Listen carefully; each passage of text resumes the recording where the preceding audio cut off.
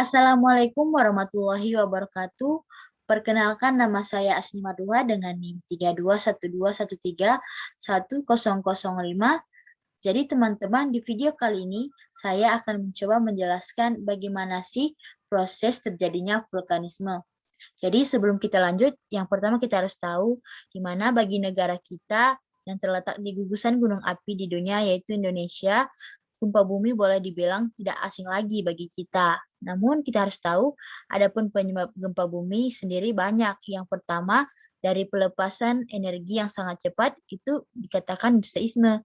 Kemudian pergeseran lempeng bumi hingga pergerakan magma di dalam gunung berapi atau disebut juga seisme. Jadi teman-teman, di sini saya akan menjelaskan penyebab gempa bumi yang akibatnya yang terjadi karena adanya vulkanisme.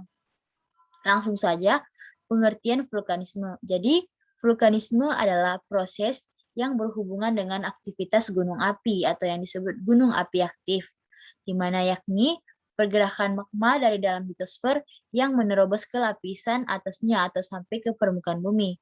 Adapun magma adalah batuan cair atau semi cair yang tertampung dalam ruang di bawah kerak bumi yang disebut kamar magma.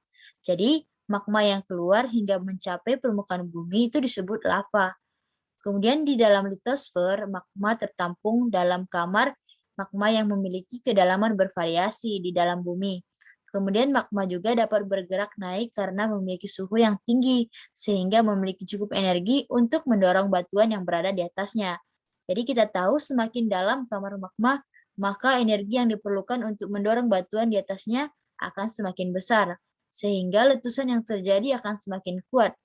Lama terjadinya aktivitas gunung api tergantung pada volume magma yang terkandung di dalam kamar magma. Kemudian, di mana ada hasil-hasil dari vulkanisme mencakup dua bentuk, yaitu yang pertama, hasil dari vulkanisme yang pertama yaitu intrusi magma, di mana intrusi magma ini yaitu aktivitas terobosan magma ke dalam lapisan-lapisan litosfer, namun terobosan tersebut tidak sampai ke permukaan bumi. Gejala intrusi magma terbagi menjadi 5 macam, yaitu batolit, di mana batolit ini adalah intrusi magma namun tidak dapat mencapai ke permukaan bumi karena penurunan suhu yang sangat lambat sehingga terbentuk batuan beku di kamar magma. Kemudian lakolit, yaitu intrusi magma yang menyusup di antara lapisan-lapisan batuan yang menyebabkan lapisan batuan yang berada di atasnya menjadi terangkat menyerupai lensa cembung sehingga permukaan di atasnya tetap rata. Kemudian yang ketiga sil, yaitu intrusi magma tipis yang menyusup di celah batuan. Dan yang keempat, diatrema, yaitu batuan yang mengisi pipa letusan di mana itu berbentuk silinder, mulai dari kamar magma sampai ke permukaan bumi. Adapun pipa letusan adalah jalan atau penghubung dari kamar magma hingga ke permukaan. Kemudian intrusi korok atau gang, yaitu batuan hasil intrusi magma yang memotong lapisan-lapisan litosfer yang berbentuk pipih atau berbentuk lempeng. Kemudian apolisa, yaitu percabangan intrusi korok yang ukurannya lebih kecil. Nah, langsung saja yang kemudian, jadi ini teman-teman hasil dari intrusi magma, yaitu ada batolit, akolit, sil, diatrema, intrusi korok, apolisa, kemudian pipa kawah, kawah utama, kerucut atau gunung api parasit, kemudian kawah samping. Kemudian yang kedua, hasil dari vulkanisme yaitu ekstruksi magma, yaitu di mana proses keluarnya magma dari dalam bumi dan sampai ke permukaan bumi. Beberapa material yang dikeluarkan dari aktivitas ekstrusi magma antara lain lava, yaitu magma yang keluar sampai ke permukaan bumi dan mengalir hingga ke permukaan bumi. Yang kedua, lahar, yaitu material campuran antara lava dengan materi-materi yang terdapat di permukaan bumi berupa pasir, kerikil, atau debu dengan air sehingga membentuk lumpur.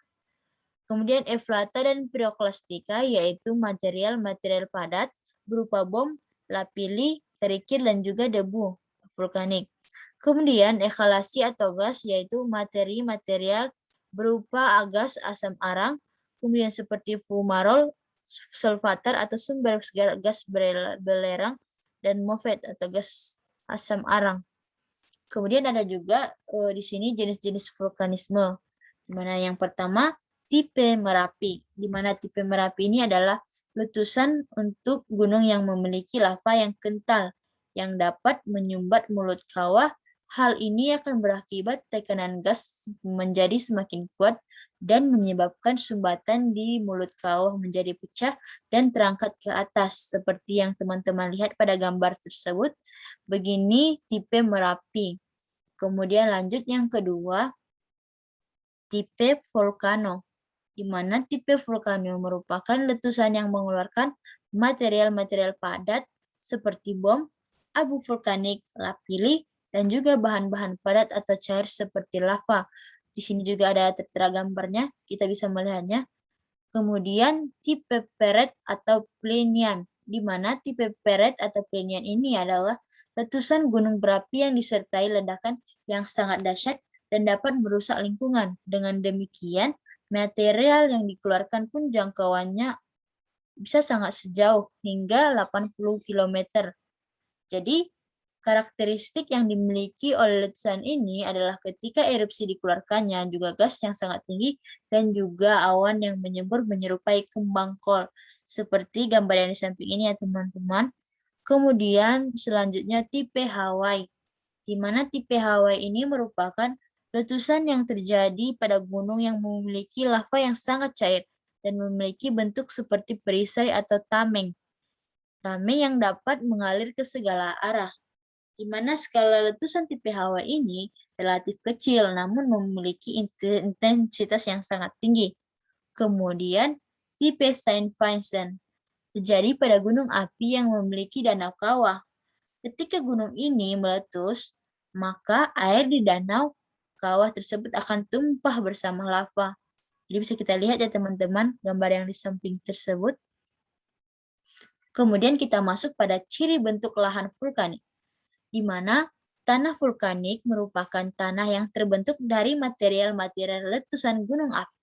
Material ini kemudian lapuk dengan berjalannya waktu, sehingga menjadi tanah yang sangat tinggi unsur haranya. Tanah ini banyak dijumpai pada wilayah-wilayah sekitar lereng gunung berapi. Ketika sebuah gunung api meletus, ia akan memuntahkan aneka partikel yang panas ke udara. Salah satu materi yang dikeluarkan gunung api adalah abu vulkanis. Ketika pertama kali muncul, abu yang sangat panas dan pekat ini bisa membahayakan. Namun, begitu kondisi mendingin, abu yang melapisi permukaan tanah tersebut bisa meningkatkan kesuburan tanah. Lapisan tanah yang dilapisi abu vulkanik tersebut sangat kaya mineral dan bisa menumbuhkan keanekaragaman tanaman dengan baik tanpa memerlukan tambahan pupuk. Jadi kita tahu ya teman-teman di sini bahwa material itu juga bisa menumbuhkan aneka tanaman dengan baik tanpa memerlukan tambahan pupuk. Kemudian, lapisan tanah vulkanik gembur serta berwarna hitam. Pada lapisan subsoil mempunyai warna kecoklatan dan terasa licin apabila digosok di antara jari-jari. Bulk density-nya sangatlah rendah, kurang dari 0,85. Daya tahan air sangat tinggi dan perkembangan struktur tanahnya itu sangat baik. Dari situlah dapat kita lihat bagaimana kawasan lereng-lereng gunung yang pernah terjadi letusan gunung api, lahan pertaniannya sangatlah subur. Indonesia kaya akan sumber daya alam. Ya, kita tahu bahwa Indonesia ini sangat kaya akan sumber daya alamnya. Kemudian lahan pertanian dan perkebunan luas di seluruh pelosok negeri. Tidak heran jika negara Indonesia disebut negara agraris. Hal ini tidak terlepas dari banyaknya tanah vulkanis di wilayah kepulauan Indonesia yang terbentuk dari materi letusan gunung berapi. Materi yang terbentuk dari abu vulkanik tersebut dimuntahkan ke daratan, kemudian mengalami pelapukan, kemudian membentuk mineral dan unsur hara yang berpengaruh pada tingkat kesuburan tanah. Jadi inilah teman-teman ciri bentuk lahan vulkanik dan apa sih manfaatnya bagi kita. Langsung saja kita lihat apa sih material vulkanik. Jadi, abu vulkanik terdiri dari batuan mineral dan gelas vulkanik fragmen yang lebih kecil dari 2 mm atau 0,1 inci dengan diameter yang sedikit lebih besar dari ukuran sebuah kepala peneliti. Abu vulkanik tidak seperti bulu lembut, abu yang dihasilkan dari pembakaran kayu, daun, atau kertas. Sulit larut dalam air, dan abu vulkanik dapat menjadi partikel yang sangat kecil, kurang dari 0,025 mm atau 1/1000 inci dengan diameter yang umum. Ini bersumber pada Science for a Changing. Kemudian, abu vulkanik adalah material batuan vulkanik yang berasal dari magma panas dan cair yang membeku secara cepat. Batuan beku sejatinya kumpulan mineral yang membeku dan mengkristal dari magma cair. Karena membeku cepat, maka magma ini tidak sempat mengkristal dengan baik. Karena tidak mengkristal dalam geologi, material bekuannya disebut gelas. Jika dilihat dengan mikroskop, abu vulkanik ini memiliki bentuk yang runcing. Dapat terlihat dari gambar yang bersumber pada bulu di bawah ini. Kemudian, bagaimana sih dan apa sih dampak positif vulkanisme pada kehidupan penduduk?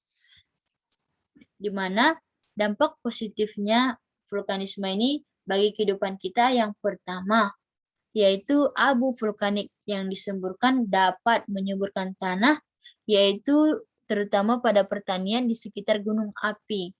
Nah, yang kemudian bahan galian. Manfaat positifnya yaitu adanya bahan galian seperti belerang, besi, emas, perak, pasir, batu, dan batu apung. Banyak terdapat di daerah bekas vulkan, seperti yang teman lihat di gambar di sebelah ini. Kemudian yang ketiga dampak positifnya yaitu adanya panas bumi atau geotermal yang ditimbulkan oleh aktivitas magma dapat bermanfaat sebagai pembangkit listrik tenaga panas bumi.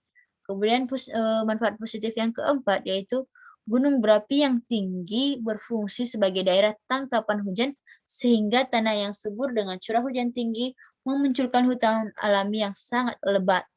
Kemudian gejala pasca vulkanik merupakan objek pariwisata yang menarik. Wah, jadi gejala pasca vulkanik ini merupakan objek pariwisata yang menarik seperti bekas kepundan, ya kita tahu, geyser, kawah yang mendidih, solvatar, fumarol, danau bekas kawah, mata air panas, mineral atau belerang yang dapat dipakai sebagai obat. Nah, ini dampak positifnya yang terakhir yaitu sebagai sumber plasma nulpa karena variasi ketinggian secara vertikal dari gunung api dapat mengakibatkan plasma nutfah yang hidup menjadi sangat bervariasi. Seperti yang teman-teman lihat dari gambar yang sebelah ini, kita tahu bahwa ini dampak positif vulkanisme pada kehidupan penduduk ini, yaitu menyuburkan tanah pertanian di sekitar gunung berapi, kemudian adanya bahan galian seperti belerang, besi, emas, pasir, yang terdapat di daerah bekas vulkanik, kemudian adanya panas bumi sehingga dimanfaatkan sebagai pembangkit listrik tenaga panas bumi. Kemudian gunung berapi yang berfungsi sebagai tangkapan hujan sehingga tanah yang subur dengan curah hujan tinggi memunculkan hutan alami yang sangat lebat. Kemudian gejala pasca vulkanik ini merupakan termasuk objek pariwisata yang sangat menarik seperti contohnya bekas kepundan dan lain-lain. Kemudian sebagai sumber plasma nutfah karena variasi ketinggian secara vertikal dari gunung api dapat mengakibatkan plasma nutfah yang hidup menjadi sangat bervariasi. Kemudian di samping ada dampak positifnya dari vulkanisme, kemudian ada juga dampak negatifnya ya teman-teman, di mana dampak negatif vulkanisme pada kehidupan kita yaitu yang pertama menimbulkan kerusakan alam, di mana peristiwa vulkanisme secara umum memang menimbulkan beberapa kerugian, terlebih ketika gunung api mengalami erupsi. Jadi kita tahu ya teman-teman di sini ketika terjadinya vulkanisme juga ada juga dampak negatifnya yaitu menimbulkan kerusakan alam bagi hidup kita. Kemudian menimbulkan gempa. Ya, tentu saja ketika terjadinya vulkanisme itu akan mengakibatkan gempa. Biasanya sebelum gunung api mengalami erupsi, maka akan terjadi gempa. Ya sangat betul. Gempa yang ditimbulkan karena aktivitas gunung disebut gempa vulkanik. Kemudian yang ketiga menimbulkan kerusakan bangunan. Tentu saja ketika terjadi gempa yang diakibatkan oleh vulkanisme itu akan menimbulkan kerusakan bangunan. Kerusakan bangunan ini bisa terjadi karena disebabkan oleh gempa maupun terjangan awan panas maupun lahar panas atau pengertian lahar dingin yang keluar dari gunung api tersebut. Kemudian dampak negatifnya yaitu menyebabkan kematian. Tentu saja ketika manusia atau hewan makhluk lainnya um, um, dapat terkena oleh akibat dari vulkanis ini dapat menyebabkan kematian. Kemudian gangguan kesehatan terutama bagian pernafasan, yaitu akibat adanya abu-abu vulkanik tersebut ya teman-teman, sehingga kita sebagai makhluk hidup terganggu kesehatannya, terutama pada pernafasan kita. Itu saja teman-teman yang bisa saya sampaikan, apa saja proses vulkanisme, kemudian bagaimana pengaruhnya bagi kita, material-material vulkanisme. Semoga video saya ini bermanfaat ya teman-teman. Sekian pemaparan dari saya. Jika ada salah atau kritik, komen dan like, subscribe. Oke teman-teman.